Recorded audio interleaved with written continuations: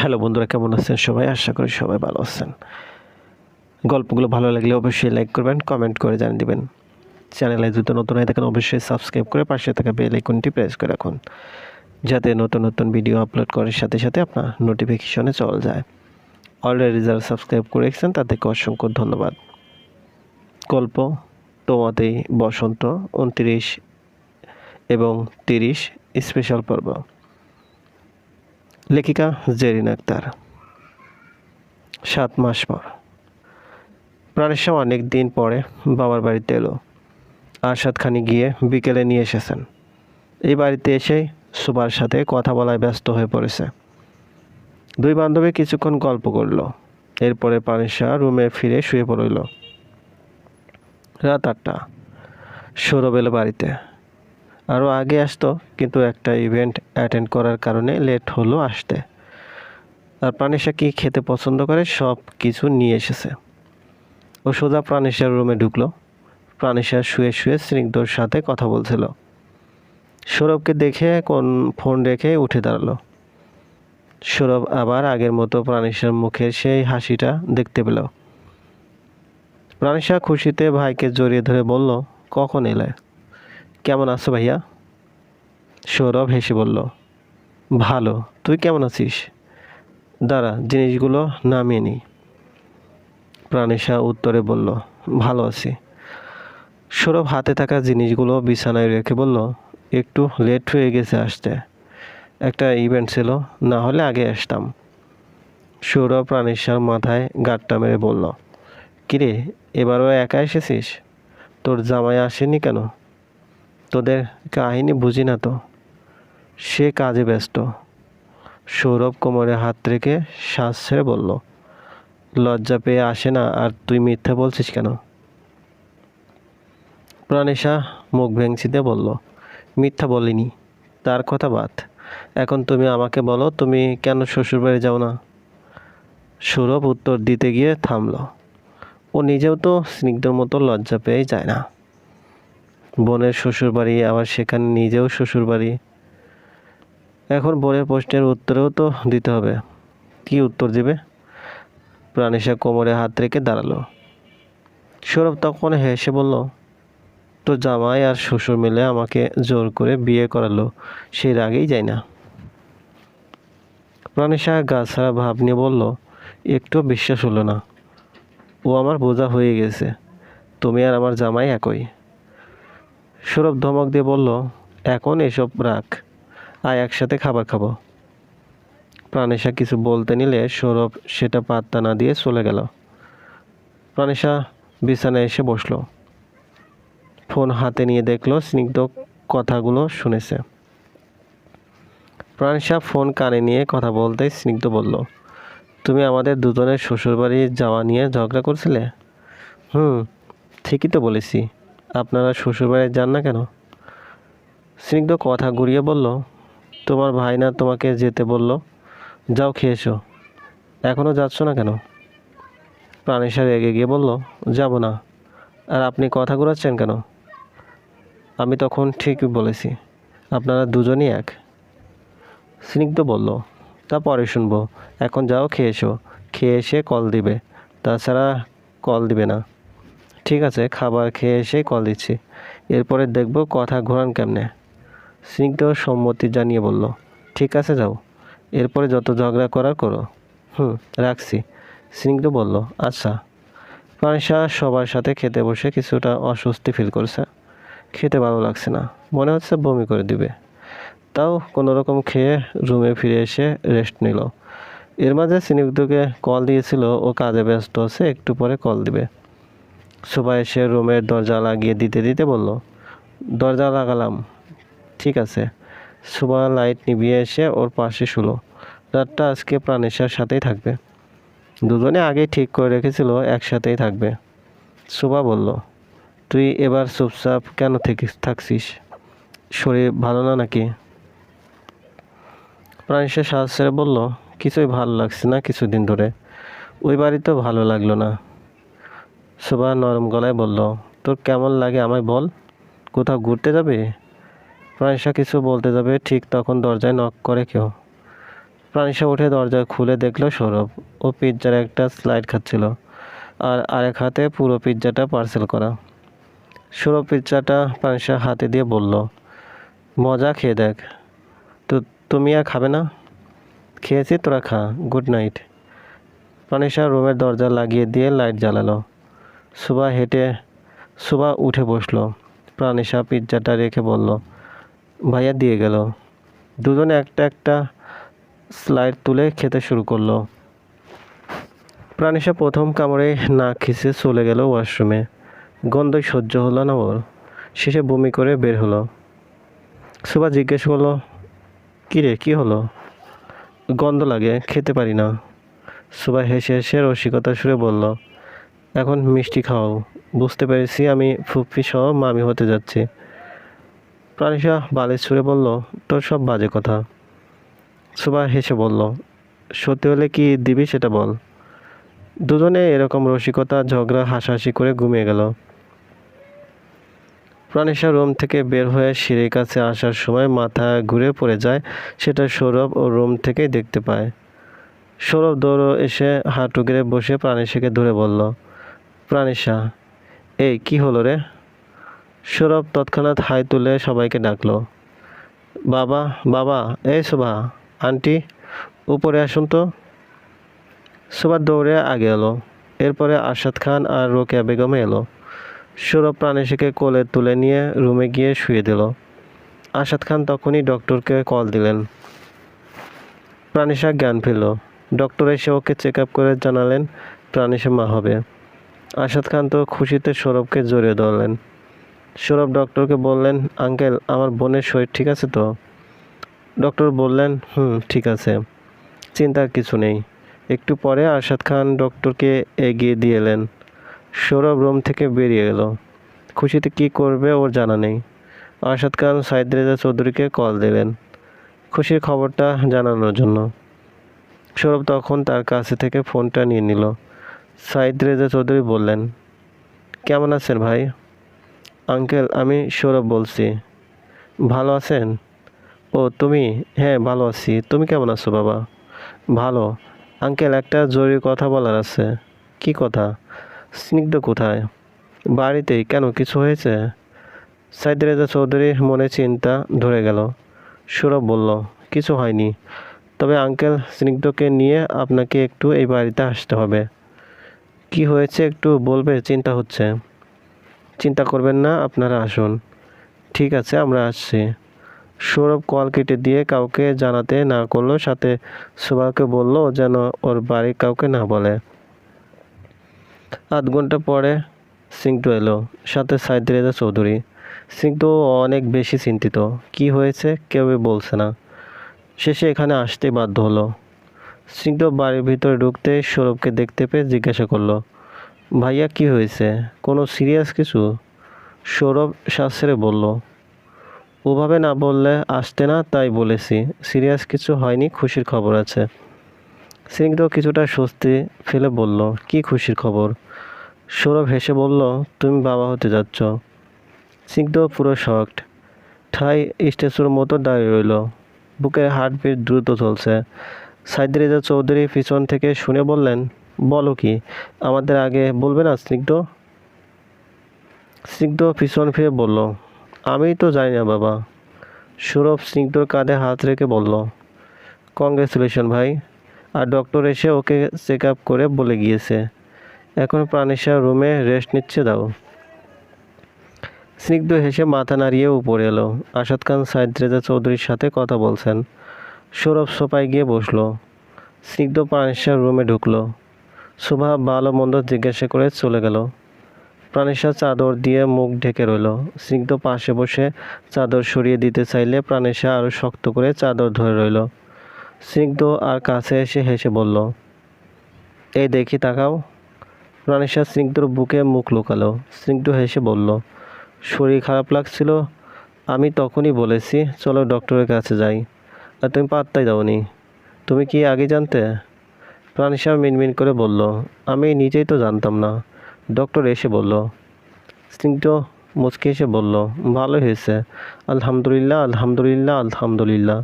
আর সৌরভ আমাদের এমনভাবে আসতে বলল, আমরা তো ভয় পেয়ে গিয়েছিলাম। আর এসে এত ভালো খবর শুনে তো পুরো শকড হয়েছি। জানো কত খুশি হয়েছি, অনেক অনেক খুশি হয়েছি। অন্যদিকে সাইদুর রেজা চৌধুরী ফোন দিয়ে বাড়িতে বলে দিলেন। ঘণ্টাখানিক পরে তিনি চলে গেলেন। স্নিগ্ধ রইল। আজ চলে যাওয়ার কোনো মুডই নেই। চলবে। গল্প তোমাতে বসন্ত, পর্ব সংখ্যা 30। লেখিকা জেরিন আক্তার। প্রাণিশা রাতের খাবারটা আগে খেয়ে চলে গেছে উপরে। এখন বসেছে স্নিগ্ধ, সৌরভ আর আরশাদ খান। সৌরভ সুবার দিকে থেকে থেকে তাকাচ্ছিল, আর অন্যদিকে আরশাদ খান স্নিগ্ধর সাথে টুকটাক কথা বলছেন। সৌরভ খাবার খেয়ে চলে যাওয়ার পরে সুবাকে ডেকে ওর সাথে নিয়ে যায়। স্নিগ্ধ রুমে ফিরে এসে প্রাণেশাকে বলে তার জামা কাপড় এখানে আছে নাকি। আসার সময় তো হন্তদন্ত হয়ে এক কাপড়ে চলে এসেছিল। প্রাণেশা কাবার্ড খুলে দেখলো শার্ট টি শার্ট আছে, কিন্তু প্যান্ট নেই। এখন কি করবে? সৌরভের কাছে প্যান্ট চাইবে? সিসি, স্নিগ্ধ লজ্জায় চাইতে যাবে না। শার্ট না হয় চাওয়া যায়, কিন্তু প্যান্ট? প্রাণেশা প্যান্টের জন্য যাবে, স্নিগ্ধ ওকে থামিয়ে দেয়। প্রাণেশা কপালে ভাঁজ ফেলে বলল, যাব না কেন? কি পরে থাকবেন? স্নিগ্ধ বলল, এই বাড়ির জামাই হয়ে তাই প্যান্ট চাইতে পাঠাবো? থাকো তুমি, আমি শ্বশুরের কাছে গিয়ে দেখি সে কিছু ব্যবস্থা করে দিতে পারে নাকি, না হলে শপিংয়ে যাব। প্রাণেশা বলল, তাই কি মানুষ একজনের জিনিস পরে না? আপনি তো আমার ভাইয়েরটাই পরবেন। স্নিগ্ধ রুম থেকে বেরিয়ে যেতে যেতে বলল, আমি এই বাড়ির জামাই, আমার একটা মান সম্মান আছে, অবশ্য একটু এক্সপেন্সিভ আমি। প্রাণেশা সরু চোখে তাকিয়ে রইল। স্নিগ্ধ আরশাদ খানের রুমে এসে দাঁড়ালো। এরপর বলল, বাবা একটু দরকারে এলাম, একটা হেল্প করতে পারবেন? না করতে পারলেও করতেই হবে। আরশাদ খান হেসে বললেন, কি হেল্প? নির্দ্বিধায় বলো। স্নিগ্ধ শ্বাস ছেড়ে বলল, প্যান্ট নেই, কি পরবো? এটা চেঞ্জ করব। এই শুনে আরশাদ খান হাসতে পারছেন না। হাসি চেপে রেখে বললেন, এখন রাত হয়ে গেছে, সকালে না হয় এনে দিতাম শপিং থেকে। এর থেকে ভালো সৌরভের কাছেও তো আছে, ওখান থেকে এনে দেই। স্নিগ্ধ বলল, না, আমি তার কাছে চাইতে পারবো না, আমার একটা মান সম্মান আছে বাবা। আশা খান ভাবুক গলায় বলল, আমার কোনো কিছুতেই তো তোমার লাগবে না। স্নিগ্ধ বিছানায় বসলো। আরশাদ খান ওর সামনে এসে বললেন, আমার নতুন লুঙ্গি আছে, পরবে? স্নিগ্ধ ফিক করে হেসে দিয়ে বলল, বাবা লুঙ্গি পরবো? হ্যাঁ, কিন্তু আমি তো পরতে পারি না, আর সামলাতেও পারি না। আরশাদ খান কাবার থেকে লুঙ্গি বের করতে করতে বললেন, পরতে পারলে সামলাতেও পারবে। আরশাদ খান স্নিগ্ধকে লুঙ্গি পরিয়ে দিলেন। স্নিগ্ধ তো খুশি। আরশাদ খান লুঙ্গির একটা মাথা একটু করে ওর হাতে দিয়ে বললেন, লুঙ্গিটা এভাবে এক সাইডে একটু উঁচু করে ধরে হাঁটবে, তাহলে পরে যাবে না, আর অবশ্য ভালোই দেখা যাচ্ছে। স্নিগ্ধ খুশি মনে বের হয়ে গেল রুম থেকে। প্রাণেশা রুমে ঢুকতে প্রাণেশা ওকে দেখে তো তাজ্জব বনে চলে গেল। হাসতে হাসতে স্নিগ্ধকে ধরে বলল, এই কি পরেছেন? শেষে গিয়ে লুঙ্গি? স্নিগ্ধ গা ছাড়া ভাব নিয়ে বলল, হাসাহাসি রেখে বলল, কেমন লাগছে আমাকে? প্রাণেশা হাসতে হাসতে বলল, খুব সুন্দর লাগছে, তবে এটা কোথায় থেকে আনলেন? স্নিগ্ধ হেসে বলল, আমার শ্বশুর আব্বা দিয়েছে। প্রাণেশা মুখ টিপে হেসে বলল, ভালোই, খারাপ না। স্নিগ্ধ একটু এগিয়ে এসে আস্তে করে বলল, আমাকে কি ভালো লাগছে? সৌরভ সুবার দেখে কি হাসবে? প্রাণেশা স্নিগ্ধকে ধরে বলল, আরে না, আপনাকে প্রথম লুঙ্গি পরা দেখে হাসলাম, ওরা হাসবে কেন? স্নিগ্ধ আয়নার সামনে দাঁড়িয়ে নিজেকে দেখে বলল, ও সেই তো লাগছে, শ্বশুর আব্বা ভালো জিনিসই দিয়েছে। প্রাণেশা বিছানায় বসে বলল, শুয়ে পড়বেন এখন? আসছি, তুমি শোও। প্রাণেশা শুয়ে পড়ল। স্নিগ্ধ দরজা লাগিয়ে দিয়ে ওয়াশরুমে চলে গেল। মিনিট কয়েক পরে রুমে ফিরে লাইট নিভিয়ে এসে প্রাণেশার পাশে এসে শুলো। স্নিগ্ধ প্রাণেশাকে বুকে জড়িয়ে বলল, আচ্ছা, আমাদের বাচ্চা কার মতো হবে, তোমার মতো নাকি আমার মতো? প্রাণেশা স্নিগ্ধর বুকে চাপড় মেরে বলল, সবে মাত্র 2 মাস, আর এখনই বলছেন বাচ্চা কার মতো হবে? যখন হবে তখনই দেখবেন, আর না, আপনার মতো হবে না, আমার বাচ্চা আমার মতোই হবে। স্নিগ্ধ বলল, মানে? তোমার একার বাচ্চা নাকি? বাচ্চা আমারও, 50-50। সকাল সকাল প্রাণেশা রুম থেকে বেরোলো। কিচেনে তাকিয়ে দেখলো শোভা কাজ করছে, রোকেয়া বেগম আসেনি। প্রাণেশা শোবার কাছে এসে দাঁড়ালো। শোবার চুল ভেজা দেখে ওকে একটু ধাক্কা দিয়ে হেসে হেসে বলল, বাব্বা, আজ একটু অন্যরকম লাগছে না এই বাড়ির বউকে? শোভা লাজুক হেসে বলল, কেমন লাগবে? প্রতিদিন যেমন লাগে তেমনই। প্রাণেশা মাথা নাড়িয়ে বলল, না, আজ অন্যরকম খুশি খুশি লাগছে। আবার লজ্জা পাচ্ছে দেখা যায়। আচ্ছা, তোদের থেকে খুশির খবর কবে শুনতে পাবো রে? আমারও তো বয়স হচ্ছে, ফুপি শুনবো কবে? সুভা লজ্জায় লাল হয়ে গিয়ে হেসে বলল, যেই কথায় লজ্জা পাই সেই কথা দিয়েই তুমি দেখি জ্বালাচ্ছিস। প্রাণেশা মুখ টিপে হাসলো। সিংটো নিচে এলো। সুভা ভাইকে দেখে কতক্ষণ হা হয়ে তাকিয়ে রইল। এরপরে প্রাণেশার দিকে তাকিয়ে বোঝালো এটা সত্যি নাকি। প্রাণেশা মাথা নাড়ালো। সুভা সেই 8-9 বছর আগে স্নিগ্ধকে টুকটাক লুঙ্গি পরতে দেখেছিল, আর আজকে দেখলো। সুভা মুচকে এসে বলল, ভাইয়া, অনেক দিন পরে তোমাকে লুঙ্গি পরতে দেখলাম, ভালোই লাগছে। স্নিগ্ধ হেসে বলল, থ্যাংক ইউ। স্নিগ্ধ সোফায় এসে বসলো। প্রাণেশা কফি নিয়ে এসে স্নিগ্ধকে দিল। আরশাদ খান বাড়িতে ঢুকলেন। হাতে স্নিগ্ধর জন্য নতুন প্যান্ট, একটা মাত্র জামাই তার, আর সে প্যান্টের কষ্ট করবে এটা মেনে নিতে না পেরে এই সকালেই গিয়েছেন প্যান্ট আনতে। তবে এই সকাল সকালে একটু কষ্ট করে বন্ধুর দোকানে জোর করে খুলিয়ে নিয়ে এসেছে। স্নিগ্ধ খিলখিলিয়ে হেসে উঠে বলল, বাবা, এই এত সকালে এগুলো ব্যবস্থা না করলেও পারতেন, আমি একটু পরেই আনতে পারতাম। আরশাদ খান বললেন, আমার বাড়িতে আমার জামাই কষ্ট করবে, অসম্ভব। প্রাণেশা স্নিগ্ধকে বলল, এখন চেঞ্জ করে আসুন। স্নিগ্ধ বিড়বিড় করে বলল, পরে করি, ভালোই তো আরাম আরাম লাগে। প্রাণেশা বলল, কি বললেন শুনিনি। স্নিগ্ধ প্রাণেশার থেকে প্যান্টগুলো নিয়ে বলল, দাও, এক্ষুনি আসছি। স্নিগ্ধ সিঁড়ি দিয়ে উপরে যাওয়ার সময় সৌরভের সাথে দেখা হয়। সৌরভ ওকে ভালোভাবে খেয়াল করেনি, না হলে এতক্ষণে কথা দিয়েই পৌঁছাতো। সৌরভ আবারও পিছনে ফিরে তাকালো। স্নিগ্ধকে লুঙ্গি পরা বেশে দেখে প্রাণেশাকে বলল, তোর জামাই লুঙ্গি পরেছে? হুম, ভালোই তো। বিকেলে স্নিগ্ধ, প্রাণেশা, সৌরভ, শোভা এই 4 জন ঘুরতে বেরোলো। বাড়ি থেকে বেশি দূরে যাবে না, পাশে একটা রেস্টুরেন্ট হয়েছে, সেখানে যাবে। এর অনেক দিন আগে যখন স্নিগ্ধরা কয়েকটা ছেলেকে মেরেছিল, সেই 4 জন ছেলেকে দেখতে পেল স্নিগ্ধরা। স্নিগ্ধরা ভেবেছিল অনেক দিন আগের ঝামেলা, তাই হয়তো ওরা এসব ভুলে গিয়েছে। স্নিগ্ধ সৌরভকে বলেছিল এসব। স্নিগ্ধরা রেস্টুরেন্টে গিয়ে বসলো, আর অন্যদিকে সেই 4 জন ছেলেদের টার্গেটই ছিল স্নিগ্ধরা। স্নিগ্ধরা খাওয়া দাওয়া শেষে রেস্টুরেন্ট থেকে বের হতেই 4 জন ছেলেই ওদের সামনে এসে বীরের মতো দাঁড়ালো। স্নিগ্ধ বলল, কি সমস্যা? একজন ছেলে বলল, সমস্যা তো আছেই, মনে আছে আমাদের কিভাবে মেরেছিলি, এখন তোদের মারলে? স্নিগ্ধ ফোন বের করে ওদের রিলেটিভস একজনকে মেসেজ পাঠালো, সে পুলিশ। স্নিগ্ধ তাকে আসতে বলল, আজকে ঝামেলা শেষ না করে ও বাড়িতে যাবেই না। সৌরভ ছেলেদের বলল, তোদের ভুল ছিল বলেই তো 2বার মার খেয়েছিস, আবারও কি খেতে চাস? ছেলেটা বলল, এখন তোরা 2 জন আর আমরা 4 জন, পারবি আমাদের সাথে? স্নিগ্ধ বাঁকা হেসে বলল, তোদের যখন শরীরে এতই শক্তি, তাহলে জিমে গিয়ে প্রয়োগ কর, উপকার পাবি, একটা ফিট বডি বানাতে পারবি। তাহলে আমাদের উপরে কেন? পাশের ছেলেটা বলল, তোদের যে পছন্দ হলো। স্নিগ্ধ প্রাণেশা আর শোবার দিকে তাকিয়ে কড়া গলায় বলল, তোমরা যাও, গাড়িতে উঠো। প্রাণেশা শোভা গাড়িতে গিয়ে বসলো। স্নিগ্ধ কোমরে হাত রেখে বলল, বল, কি যেন বলছিলি? আমাদের পছন্দ হয়েছে? আর শুধু গায়ে হাত দিয়ে দেখ, তোদের হাত পা ভেঙে দিব।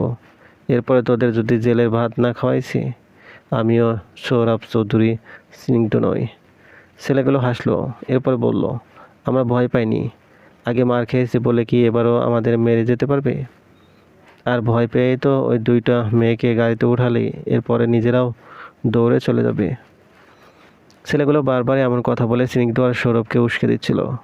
সৌরভ কথাগুলো সহ্য করতে না পেরে তৎক্ষণাৎ একটা ছেলেকে ঘুষি দিতে দিতে নিচে ফেলে দিয়ে ওর কলার চেপে ধরে বলল, কুত্তার বাচ্চা, তোদের কলিজা এত বড়, একদম জিভ টেনে ছিঁড়ে ফেলবো। আরও 3 জন ছেলে ওদের দুজনের উপরে ঝাঁপিয়ে পড়ল। সৌরভ আর স্নিগ্ধ ওদের 4 জনকে ধুমধাম পিটিয়েছে। এরপরে পুলিশ এসে ওদের 4 জনকে ধরে গাড়িতে তুলে নিল। স্নিগ্ধ পুলিশকে কড়া গলায় বলল, ওদের নিয়ে যান, আমি আসছি, এর একটাও যেন বের না হয়। Okay sir. পুলিশের গাড়ি চলে যাওয়ার পরে ওরা 2 জন গাড়িতে উঠে বসলো। সৌরভ স্নিগ্ধকে বলল, পুলিশ খবর দিলে কখন?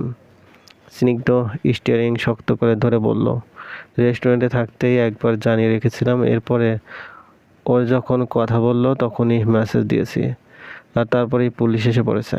আর এখন থানায় যাব, দেখি কি করা যায়। সৌরভ বলল, ভালোই করেছো, ওই ছেলেগুলো বেয়াদব, ওদের জন্য জেলই পারফেক্ট। স্নিগ্ধ 3-4 এই বাড়িতে থেকে চলে গেল। প্রাণীশাকে যেতে দিলেন না আরশাদ খান আর সৌরভ। প্রাণীশা এই বাড়িতে আরও মাস দেড়েক রইল। রাজিয়া বেগম সহ ওই বাড়ির সবাই এসেছিল প্রাণীশাকে দেখতে। তারপরেও রাজিয়া বেগম আর সাইদ রেজা চৌধুরী এসেছেন। তাদের বংশ প্রতিবাসটা চলেছে, তারা কি বসে থাকতে পারেন?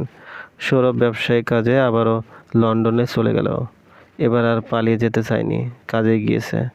সেখানে ওদের ব্যবসা আছে, ওখানকার ম্যানেজারই সব দেখাশোনা করেন। আর যখন খুব দরকার হয় তখন সৌরভ যায়। সৌরভও বাসায় নেই, আর শোভাও অনেকদিন বাপের বাড়ি যায়নি।